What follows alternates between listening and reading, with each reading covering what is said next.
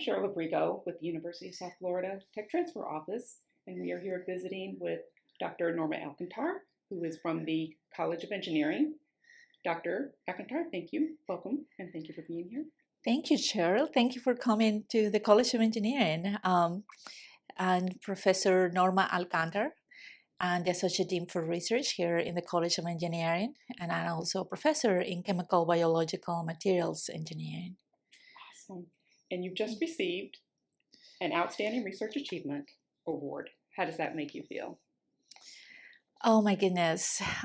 It was a very nice surprise. My job is really to nominate our talented faculty for this award. So it was a pleasant surprise to have someone else to nominate me and, to also win the award. I think it was a very sweet and pleasant surprise. Congratulations. That's Thank great. you. Thank you. So cactus mucilage.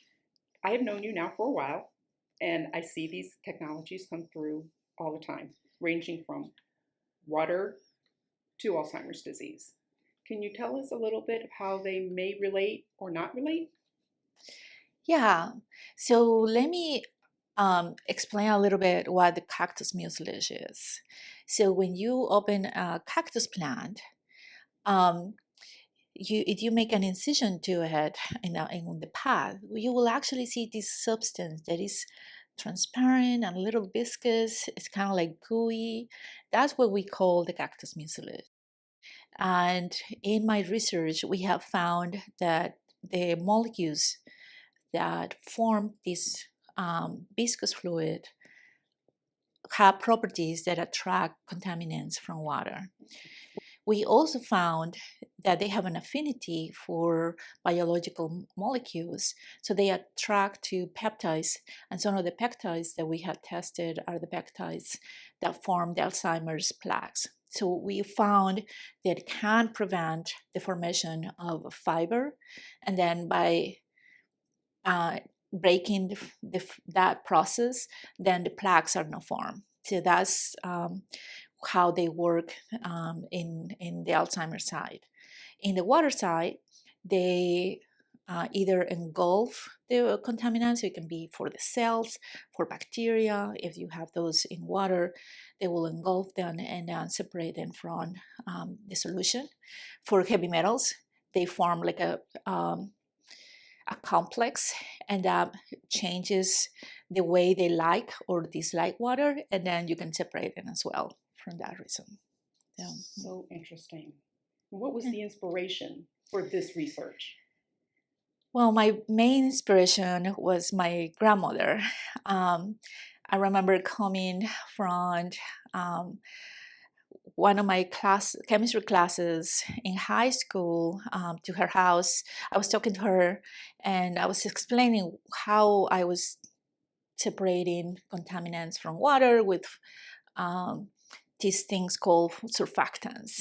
And I was explaining the whole process to her, and she told me that she knew all about it. And that's when she said when she was little, she was using the cactus to clean water when it had lots of debris, or after a storm, the water that she used, she grew up in a farm, so they use water that had lots of debris, leaves and everything, and just by using the cactus, the water will get clean. So I always thought that there was something in the cactus that will make that process, and I was interested to know what it was. And when I arrived to USF, I started doing that research just to find out what kind of molecules were in the water separating these contaminants. And really, my grandmother, my mother had always been pushing me to get better and to be to excel at what I was doing, to like what I was doing. And my students are the ones who develop the whole technology. They are the ones in the trenches. They are the ones doing the solutions, all the experiments, all the duplicates, triplicates, quintuplates, so that we can prove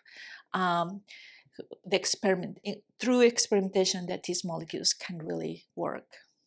So you had several technologies with us. What would be your ultimate goal on where to take these technologies, what the end goal would be?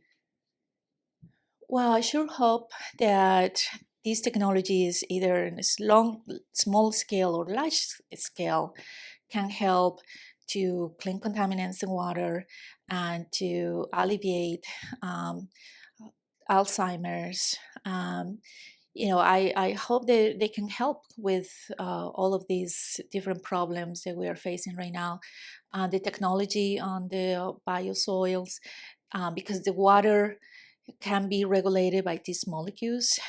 It can also regulate water in soil. So we are investigating that right now and how that can be then used to um, have better crops, right? Like more efficient food production in that sense. So in this soil technology, this gets incorporated into the soil around the crops. Is that how that works?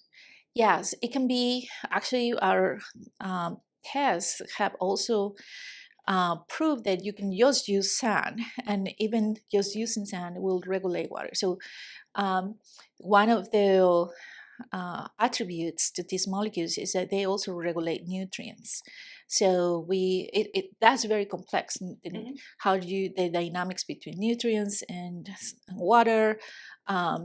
So the fact that these molecules can actually do that mechanism is just amazing, and we're hoping that it can actually accelerate how we can produce crops or regulate water when there's drought or when there's a flood. But at the same time, using less fertilizers, because the fertilizer will enhance the crop production, but at the same time has other problems, right? So can we use this to really just take on what is needed for the plant and make it flourish? Right, and that is, if we could get that would be a life changer. I hope so. I hope, we don't do this because we want to get rich or anything. We do this because we want to help. Right. And I hope these technologies can help in the future, in the near future, Right. so that we can survive. Yeah. For a cactus. I know, it's just amazing. It's really an amazing plant. It's truly an amazing plant. Well, thank you for your time today. This concludes this edition of Tech Tours, and we hope that you will be with us again next time. Thank you. Thank you, everybody.